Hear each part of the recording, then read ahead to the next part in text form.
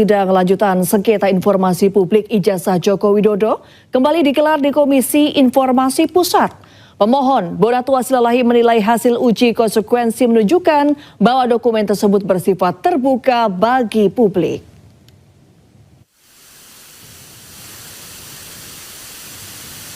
Bonatua mempertanyakan alasan dokumen dapat dibuka untuk pemohon, namun tidak dibuka secara luas kepada publik. Sehingga publik harus melewati proses panjang layaknya peneliti untuk mendapatkan akses. Ia juga mengapresiasi majelis sidang KIP yang mengharuskan 9 item dalam dokumen ijazah Jokowi dibuka untuk publik. Pemohon menegaskan validasi harus dilakukan melalui pengecekan fisik, seperti tanda tangan pejabat yang melegalisasi salinan hingga nomor ijazah yang menjadi penentu kecocokan data. Betul, dan pertimbangan utama saudara sehingga juga sudah terbuka.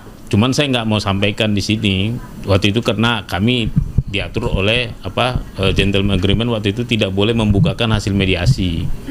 Cuman mungkin ada sempat dulu disebut bahwa mereka menawarkan saya 9 item untuk saya lihat sendiri. Namun saya bilang mendingan dikasih 3 yang dibuka tapi semua publik melihat. Waktu itu ya, akhirnya kita deadlock. Ternyata di mediasi itu juga mereka sempat bilang kalau boleh jangan uji konsekuensi. Nah mungkin ini jawabannya, ternyata hasil uji konsekuensi juga menyebutkan itu adalah terbuka, bukan tertutup alias dikecualikan. Terbukti tadi logika berpikir majelis komisioner itu benar. Kalau ke saya bisa dibuka, berarti semua kita tinggal mengcloning seperti saya, lakukan prosedur yang seperti saya lakukan. Pemirsa, viral kecerdasan buatan atau AI milik Universitas Gadjah Mada bernama Lean Intelligence Service Assistant atau LISA menyebut Presiden ke-7 RI Joko Widodo bukan alumni UGM. Video unggahan warga tersebut jadi perbincangan warganet. Joko Widodo bukan alumni Universitas Gadjah Mada. Beliau menyelesaikan pendidikan tinggi di Universitas Gadjah Mada. Pada Fakultas Kehutanan. Dilihat nih, AI-nya loh, masa ya AI-nya lebih valid daripada manusia? AI-nya udah mengakui loh, berarti kan emang fakta gitu kan. Kecerdasan buatan atau AI milik Universitas Gadjah Mada bernama Lean Intelligence Service Assistant atau LISA menjadi perbincangan warganet. Dalam video AI itu, pengguna bertanya soal Presiden ke-7 Republik Indonesia Joko Widodo, kemudian LISA menjawab bahwa Joko Widodo bukan alumni UGM. Meski soal video AI milik UGM itu ramai dibicarakan, Rektor Universitas Gadjah Mada Ova Emilia mengonfirmasi bahwa Presiden ke-7 Republik Indonesia Joko Widodo terdaftar dan lulus sebagai mahasiswa di UGM. UGM memiliki bukti penerimaannya. Pengumuman tersebut juga dapat dilihat di Koran Kedaulatan Rakyat pada tanggal 18 Juli 1980. Kedua, Joko Widodo menjalani proses registrasi sebagaimana seharusnya dengan berbagai dokumen seperti formulir registrasi dan pernyataan atau janji yang bersangkutan sebagai mahasiswa baru. Data yang bersangkutan juga didokumentasikan dalam buku induk angkatan 1980. Joko Widodo menyelesaikan pendidikan sarjananya dan menyusun skripsi di bawah bimbingan Bapak Ahmad Sumitro.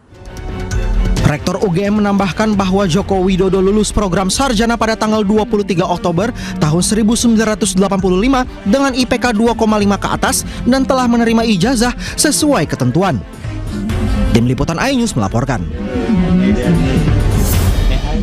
Ya, kita ke informasi selanjutnya, pemirsa.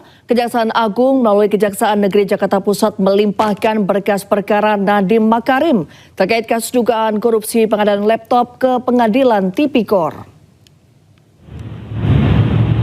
Ya, selain Nadiem, berkas perkara 3 terdakwa lainnya juga dilimpahkan.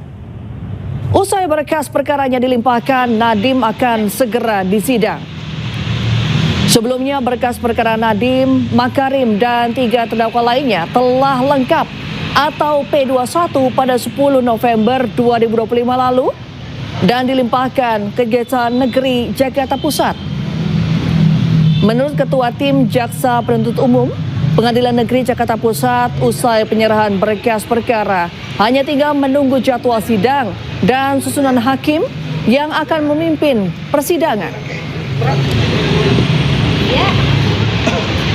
Setelah dilimpahkan prosesnya seperti apa sih Pak nantinya? Kita menunggu penetapan sidang tentunya dari majelis hakim dan kita sidang perkara itu.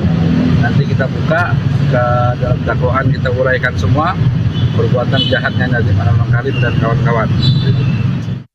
Ya, Presiden Prabowo Subianto meminta Mendagri mencopot Bupati Aceh Selatan yang pergi umroh saat dilanda bencana.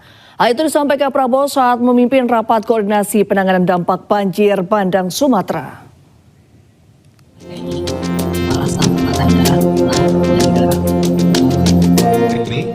Presiden Prabowo Subianto mengadakan rapat terbatas penanganan banjir Sumatera. Ratas digelar di Posko Terpadu Penanganan Bencana Alam Aceh di Landasan Udara Sultan Iskandar Muda Aceh Besar Aceh. Rapat diikuti oleh sejumlah menteri dan para bupati wilayah terdampak. Dalam rapat terbatas, Presiden Prabowo sempat menyindir Bupati Aceh Selatan yang pergi umroh saat bencana. Presiden meminta Mendagri Tito Karnavian untuk mencopot pejabat daerah yang meninggalkan wilayahnya saat terjadi bencana. Hadir semua bupati. Terima kasih ya para bupati. Kalian yang terus berjuang untuk rakyat. Memang kalian dipilih untuk menghadapi kesulitan. Kalau yang mau lari aja, nggak apa-apa ya. Cepat langsung. Mendagri bisa ya di prosesnya di bisa ya. Itu kalau tentara itu namanya desersi itu ya. Dalam keadaan bahaya meninggalkan anak buah. Waduh, itu nggak bisa tuh. Soal itu. Tidak hanya itu, dalam rapat terbatas Presiden Prabowo memastikan bantuan dari pemerintah untuk korban banjir mulai dari bantuan logistik hingga infrastruktur dilakukan secepatnya. Tim Liputan iNews melaporkan.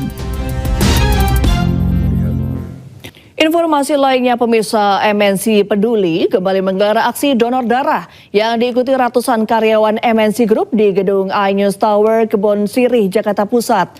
Dalam kegiatan ini, MNC Peduli juga mengajak para pendonor untuk berdonasi membantu masyarakat korban bencana alam di Sumatera.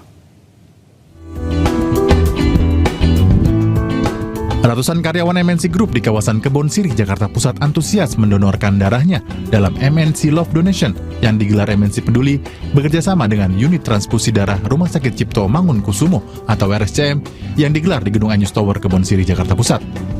MNC Love Donation menjadi bentuk kepedulian serta simpati terhadap sesama.